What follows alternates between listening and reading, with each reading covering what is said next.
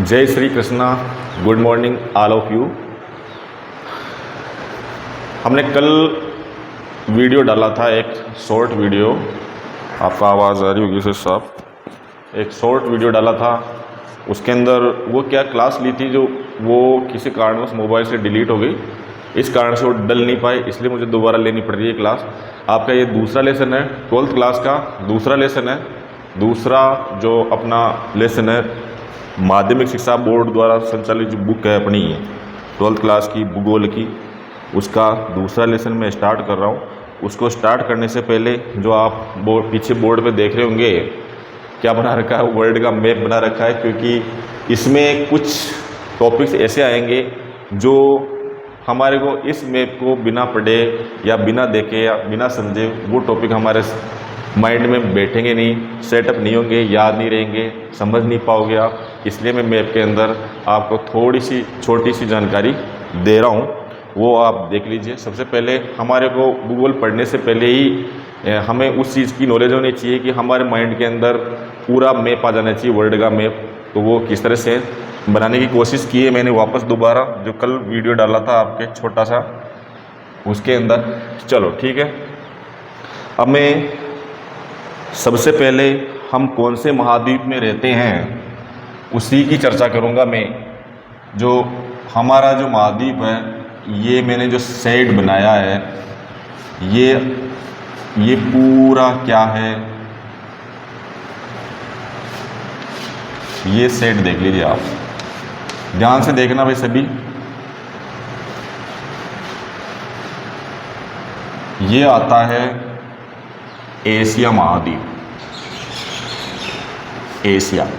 समझते चलना साथ के साथ। इस तरह का डायग्राम आपको ड्रॉ करना प्रैक्टिस करनी चाहिए। और क्योंकि इससे संबंधित क्वेश्चन भी आएंगे, आपके मैप से रिलेटेड क्वेश्चन आपको बोर्ड के एग्जाम के अंदर देखने को मिलते हैं, आपने देखा भी होगा। लेकिन हम आइडिया से चलो एशिया के बारे में, एशिया महाद्वीप में जो देश है उनके बारे में तो हम समझ सकते हैं और जान सकते हैं, लेकिन जो दूसरे महाद्वीप है उनकी भी हमें समझ होनी चाहिए, क्योंकि हम पढ़ी कौन से सब्जेक्ट रहे हैं, भूगोल पढ़ रहे हैं। तो एशिया महाद्वीप यहाँ पर है।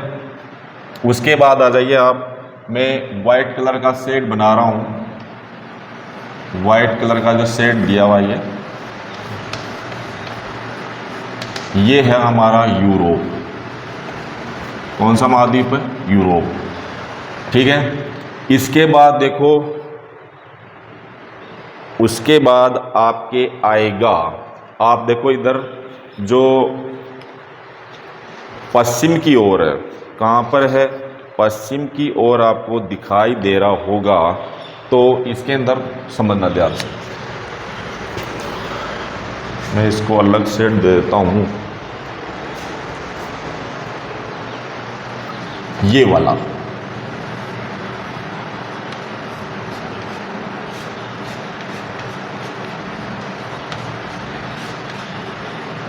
ये आता है बेटा आपके उत्तरी अमेरिका, उत्तरी अमेरिका।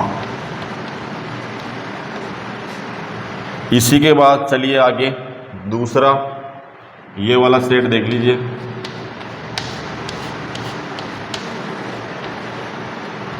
इसको बोलते हैं हम दक्षिणी अमेरिका। इसके बाद चलो दिखाई दे रहा होगा आपको, एशिया हो गया, यूरोप हो गया, उत्तरी अमेरिका होगा, दक्षिणी अमेरिका हो गया। इसको लैटिन अमेरिका भी बोलते हैं, क्योंकि कैरिबियन देश का समूह इसके अंदर, कैरिबियन देश जब शामिल हो जाते हैं तो इसको लैटिन अमेरिका भी बोलते हैं, ध्यान रखना ना। इसी तरह से आपके लास्ट के अंदर जो आएगा, ये वाला सेट बना रहा हूँ मैं इधर, ये बेटा आपके अफ्रीका महाद्वीप। कौन सा महाद्वीप है? अफ्रीका महाद्वीप। लिख लो इसको, अफ्रीका महाद्वीप। इसी के बाद चलो आगे चलते हैं। जो ये आप देख पा रहे हैं नीचे की साइड में,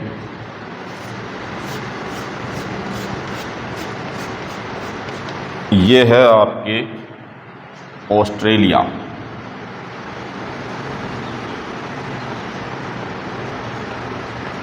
हो गया ऑस्ट्रेलिया।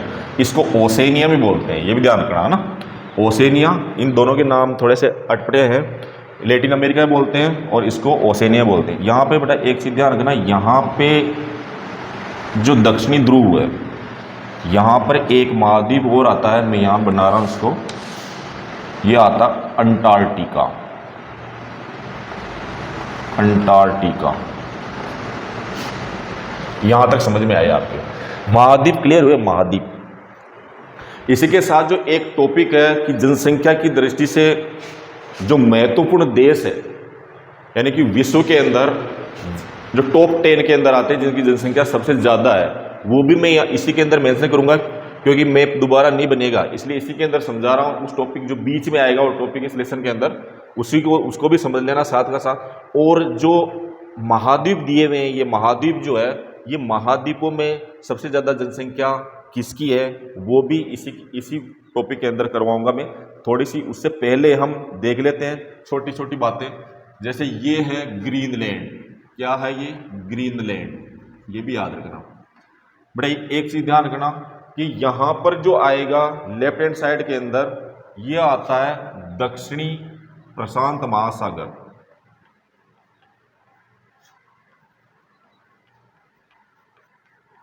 दक्षिणी प्रशांत महासागर।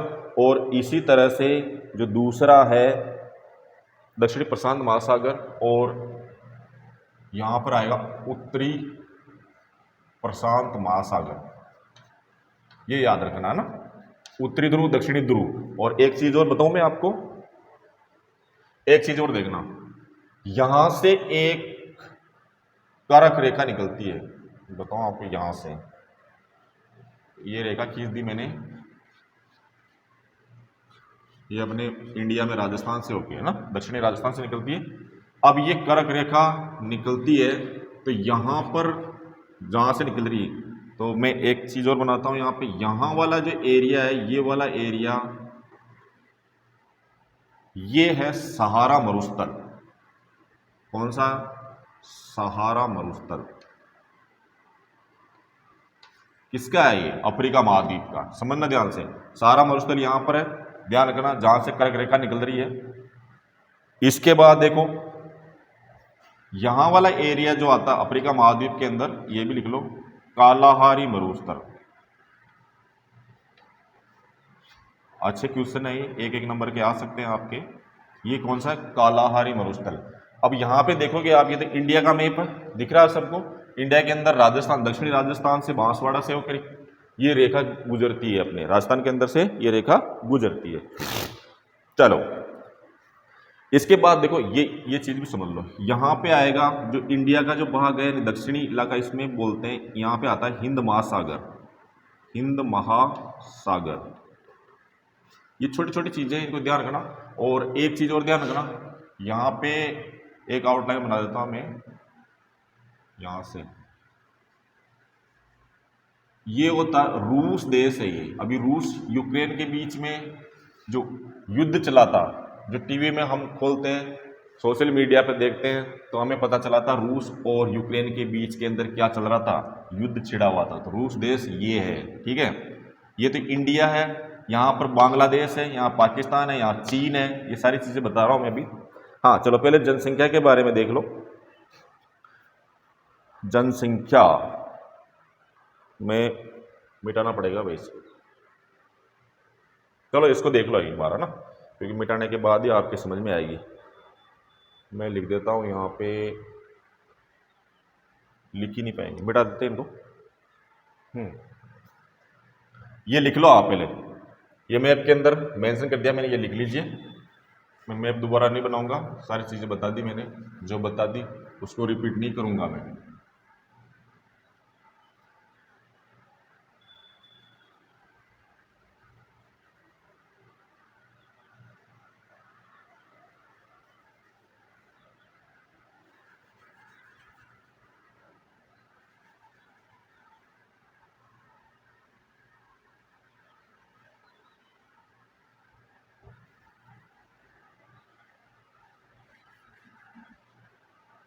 समझना आप, है ना। चलो हाँ, अब देखो जनसंख्या की दृष्टि से जो देश है वो कौन कौन से हैं, सबसे ज़्यादा जनसंख्या किसकी है, सबसे कम किसकी है। तो विश्व में सर्वाधिक जनसंख्या वाले देश जो है वो आते हैं, पहला आता है चीन। कौन सा आता, जनसंख्या की दृष्टि से। तो बेटा चीन कहाँ पर आएगा, चीन का यहाँ लिख लेना, यहाँ पर आएगा चीन। उसके बाद आता है, चीन के बाद जनसंख्या की दृष्टि से विश्व में दूसरा स्थान आता है बेटा भारत का। तो भारत कहाँ आएगा, यहाँ पर, ये सबको पता है। उसके बाद थर्ड स्थान आता है, ये तो हो गया पहला चीन, दूसरा भारत, और तीसरा आएगा, कौन सा आएगा, यूएसए, जो कहाँ पड़ता है, उत्तरी अमेरिका के अंदर। यहाँ लिख लीजिए, इसको मान लीजिए आप यूएसए, यानी संयुक्त राज्य अमेरिका। तीसरा स्थान आ गया। और उसके बाद आता है, उसके बाद आएगा अपने इंडोनेशिया, और थर्ड वाला आता है ब्राजील। कौन सा आता है, इंडोनेशिया पड़ेगा आपके, इंडोनेशिया यहां पर कर लीजिए, लगभग यहां पर पड़ेगा, कौन सा, इंडोनेशिया, लिख लो इसको, इंडोनेशिया। ये तो क्या, पहला, दूसरा यूएसए, तीसरा, चौथा इंडोनेशिया, और पांचवा आएगा बेटा ब्राजील। कौन सा आएगा, ब्राजील। जो ब्राजील कहां पर पड़ता है, ये दक्षिणी अमेरिका के अंदर। कहां पड़ता है, दक्षिणी अमेरिका के अंदर, ये आएगा आपके ब्राजील। हो गया पहला, दूसरा, तीसरा, चौथा, पांचवा स्थान इसका आ गया, और छठा स्थान आएगा पाकिस्तान और नाइजीरिया। अब पाकिस्तान कहां पर आएगा, यहां पर मान लीजिए, इसको पाकिस्तान को पाक ही लिख रहा हूं मैं ना, पाकिस्तान यहां पे आ गया। और नाइजीरिया आएगा आपके अफ्रीका महाद्वीप के अंदर। कहां पे आएगा, अफ्रीका महाद्वीप के अंदर, यहां पे आएगा नाइजीरिया। ठीक है, नाइजीरिया के बाद जो 8वां स्थान आएगा, बांग्लादेश, रूस और मेक्सिको। बांग्लादेश, रूस और मेक्सिको। बांग्लादेश कहां पर आएगा, यहां पे, ये तो हो गया आपके बांग्लादेश, और रूस ये हो गया, और मेक्सिको आपको यहां मिलेगा।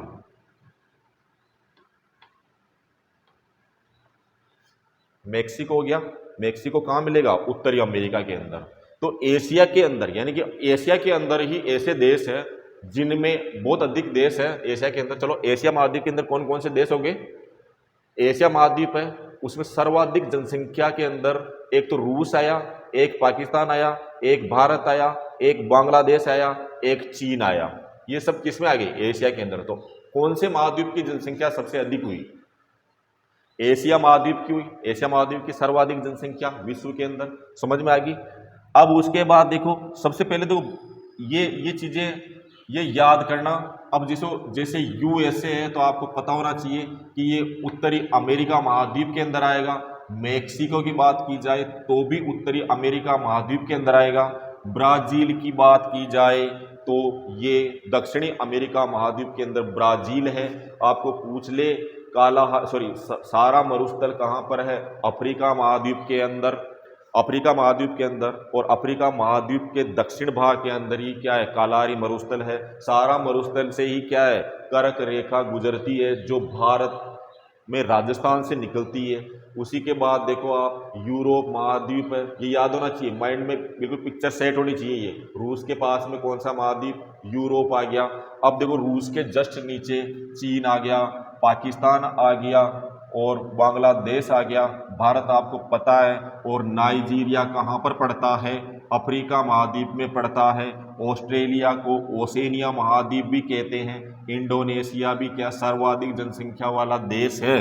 तो आपको ये चीज़ें याद करनी है, ठीक है। इसके बाद देखो, इसी से संबंधित, क्योंकि मैप दोबारा नहीं बनेगा इसलिए आप देख लीजिए, मैप दोबारा नहीं बनेगा। इसी से दूसरा टॉपिक जो बीच में आएगा आपके, महाद्वीपों के जनसंख्या घनत्व। किसके, महाद्वीपों के जनसंख्या घनत्व, जो मैं येलो कलर से लिख रहा हूं। तो एशिया महाद्वीप की जनसंख्या घनत्व सर्वाधिक है, वो कितनी है बेटा, 146 किलोमीटर प्रति वर्ग किलोमीटर स्क्वायर। ठीक है, याद रखना 146 किलोमीटर किसकी है, एशिया महाद्वीप की। उसके बाद आ जाइए आप अफ्रीका महाद्वीप के अंदर 48 किलोमीटर स्क्वायर जनसंख्या घनत्व है। और यूरोप में आ जाइए आप 33 किलोमीटर, यहाँ लिख रहा हूं मैं ना, 33 किलोमीटर स्क्वायर जनसंख्या घनत्व यानी पॉपुलेशन डेंसिटी है। इसके बाद लैटिन अमेरिका, अब देखो कंफ्यूज मत हो ना, दक्षिणी अमेरिका और लैटिन अमेरिका एक ही है, तो आपको दक्षिण अमेरिका की जो जनसंख्या घनत्व है वो लिखनी है 32 किलोमीटर स्क्वायर यानी कि पॉपुलेशन डेंसिटी। उसी तरह से उत्तरी अमेरिका की जनसंख्या घनत्व कितनी है, 20 किलोमीटर स्क्वायर। और इसी तरह से ओसेनिया की ले लीजिए आप, ओसेनिया की कितनी है, 5 किलोमीटर प्रति स्क्वायर पॉपुलेशन डेंसिटी यानी जनसंख्या घनत्व। ये एक नंबर के क्वेश्चन पूछ ले जाते हैं। अब क्वेश्चन कैसे पूछेंगे आपको कि दूसरे स्थान पर जनसंख्या घनत्व के अंदर जो महाद्वीप है उसमें दूसरा स्थान किसका है, तो 146 के बाद किसका आ रहा बेटा, बताइए। अफ्रीका आ रहा 48 किलोमीटर स्क्वायर जनसंख्या घनत्व, इसी का स्थान आ रहा।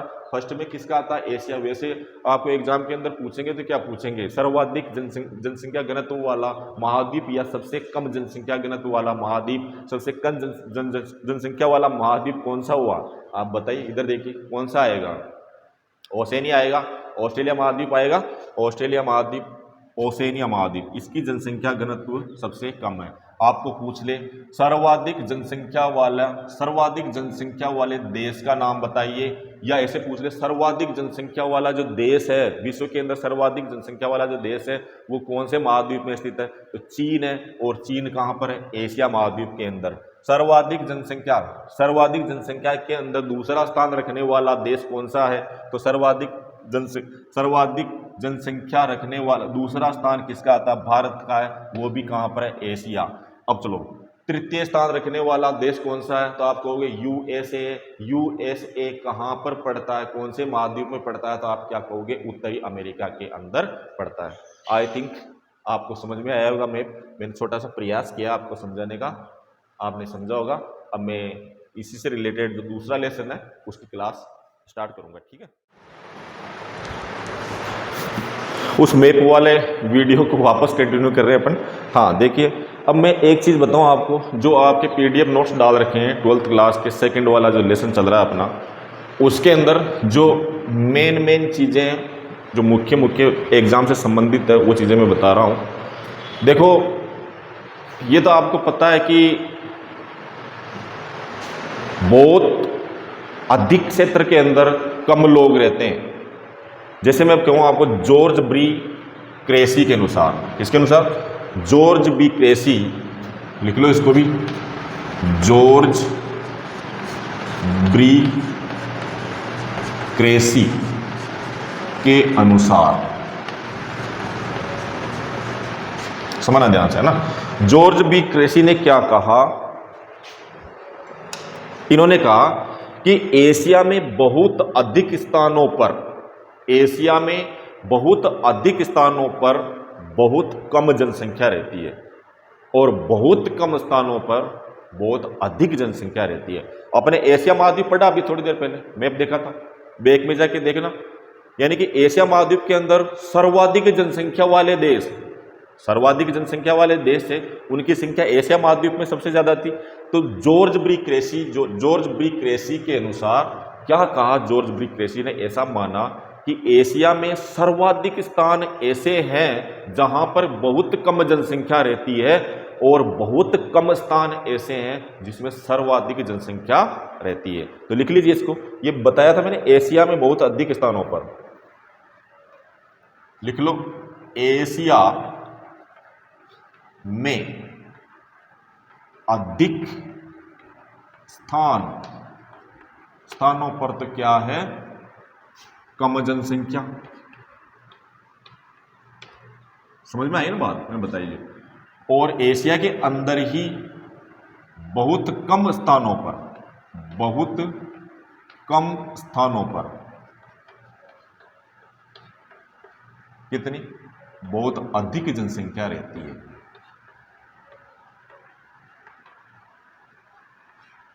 यानी कि बहुत कम स्थान पर अधिक जनसंख्या यानी कि पॉपुलेशन डेंसिटी क्या हो जाएगी, यहाँ की बढ़ जाएगी, बढ़ेगी नहीं बढ़ेगी। एशिया महाद्वीप की जो पॉपुलेशन डेंसिटी है वो कितनी आ रही थी, 146 किलोमीटर स्क्वायर आ रही थी। तो आप ये चीज जॉर्ज बी क्रेसी के अनुसार बताया गया है। याद रखना, सिंपल सी एक डेफिनेशन बनती है इसकी कि एशिया में बहुत सारे स्थान जहां पर तो क्या है, बहुत कम जनसंख्या रहती है, और बहुत कम स्थान ऐसे हैं जहां पर बहुत अधिक जनसंख्या रहती है। तो जनसंख्या विश्व में जनसंख्या वितरण के जो प्रारूप है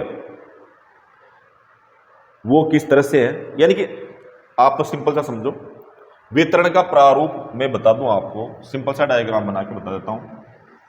जैसे ये हमारी अर्थ है, यानी कि पृथ्वी है, ये इतना सा हिस्सा निकाला मैंने, ये हमारी अर्थ है, इसका इतना सा हिस्सा निकाला। ये अर्थ का कितना है, यानी कि जो पृथ्वी का जो भूभाग या क्षेत्रफल मान लीजिए उसका कितना 10%, और ये जो बाकी बचा हुआ है, ये ऐसे समझो, आप समझाने का प्रयास कर रहा हूं, समझना बस ध्यान से। जनसंख्या वितरण का प्रारूप जो है उसी के बारे में बता रहा हूं। और ये तो है, ये वाला भाग तो है कितना 10%, और ये वाला कितना है 90%।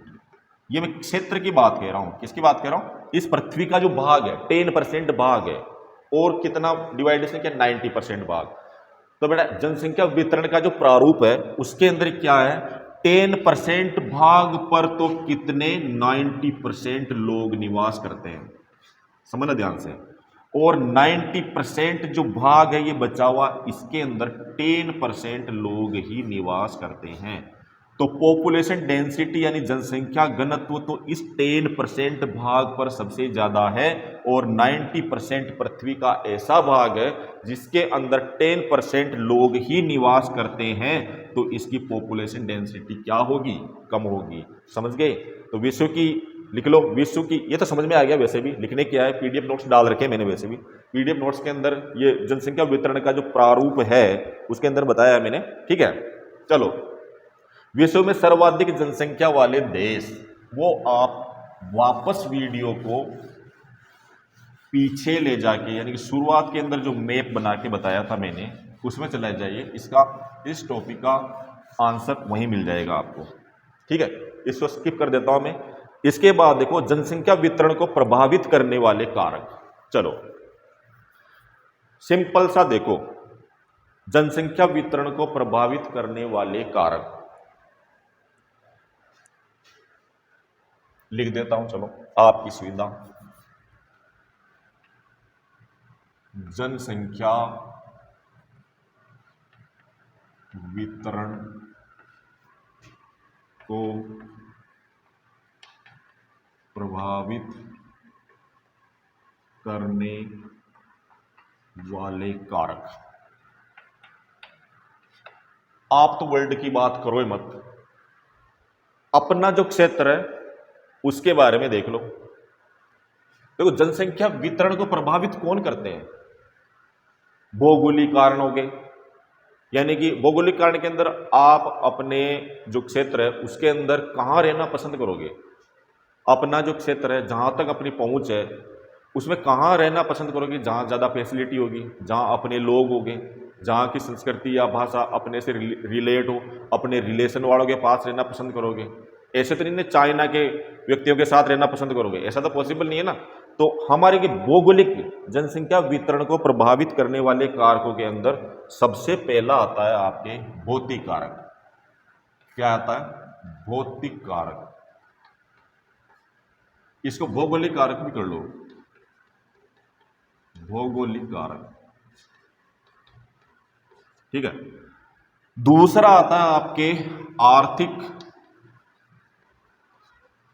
कारक। अरे भाई देखो, ऐसा सिंपल सी बात समझो, भौतिक या कारक या भौगोलिक कारक। आप एक बात बताओ, भौगोलिक कारक लोगे तो वहां निवास करना पसंद करोगे क्या, जहां पहाड़ हो, बर्फ गिरती हो, जहां अपने को सुविधा मिलती है वहीं रहना पसंद करोगे ना।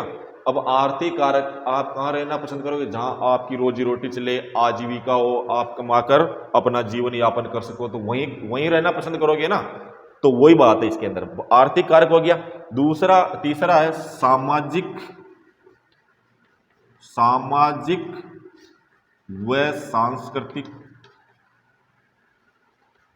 सांस्कृतिक कारक। सामाजिक व सांस्कृतिक कारक, आर्थिक कारक, भौतिक कारक, इन तीनों को हम देख लेते हैं एक बार। ये याद रखना, 3 टॉपिक याद रखना, मैंने नोट्स के अंदर लिखा रखे हैं, ये 3 टॉपिक याद रखना। सबसे पहले देखो भौतिक कारक। अब भौतिक कारक के अंदर क्या है, भौतिक कारक कुछ भी ले लो आप, जैसे उत्तरी भारत के अंदर क्या आता है, हिमालय, पर्वत ले लो। अब पर्वत की बात की जाए, हिमालय पर जीवन यापन करना संभव नहीं है, इसलिए यहां की क्या है, पॉपुलेशन, यानी कि जनसंख्या घनत्व भी क्या होगा, इसका कम होगा। ठीक है, तो यानी कि पर्वत भी क्या है, भौतिक भौगोलिक कारण के अंदर आते हैं। जैसे पठार ले लो साहब, पठार के अंदर आप ले लीजिए पामीर का पठार, यहां पर भी जीवन यापन करना संभव नहीं है। यानी पामीर का पठार कहां पर है, एशिया के अंदर। इसी तरह से देख लो, एक और ले लो, तिब्बत का पठार,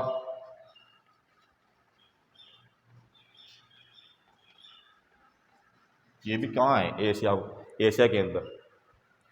इसको नाम क्या बोलते हैं, डेड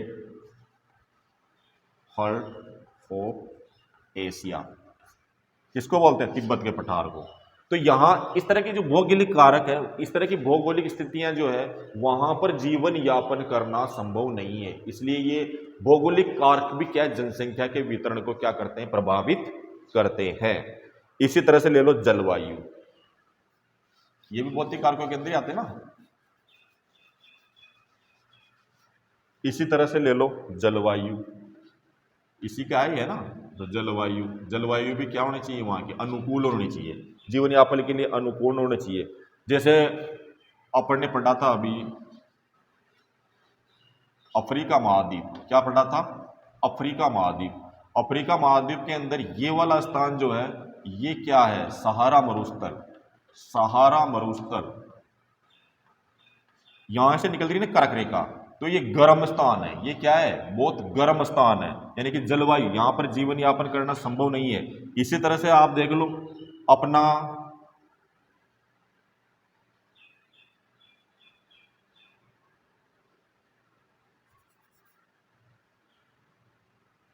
ये अपना राजस्थान है, राजस्थान के अंदर जो ये पश्चिमी भाग है, यहां पर भी क्या है, थार का मरुस्थल, क्या है, थार का मरुस्थल।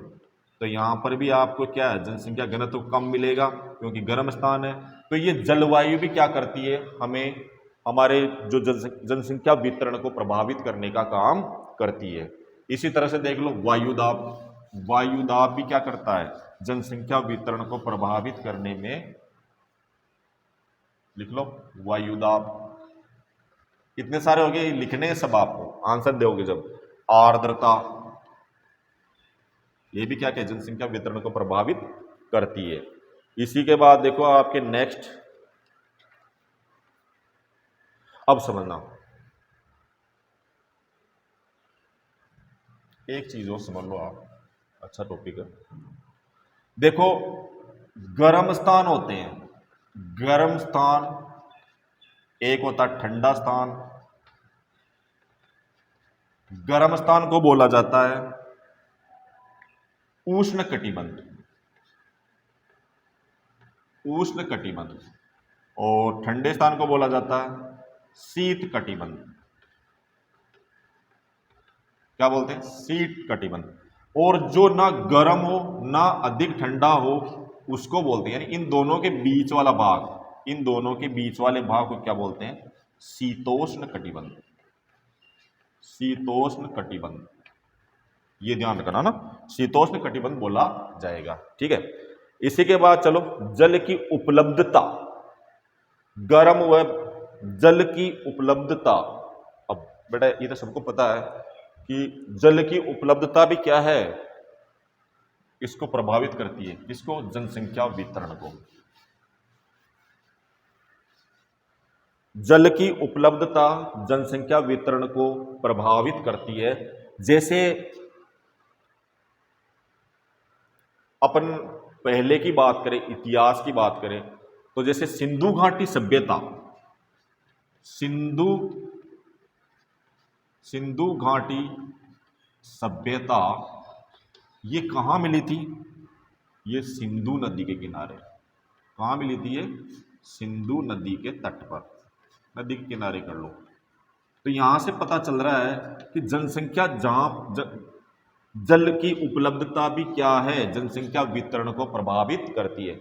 आज के दौर पे देख लो आप, नदी के किनारे बहुत सारे शहर बसे हुए हैं, आपने देखा होगा।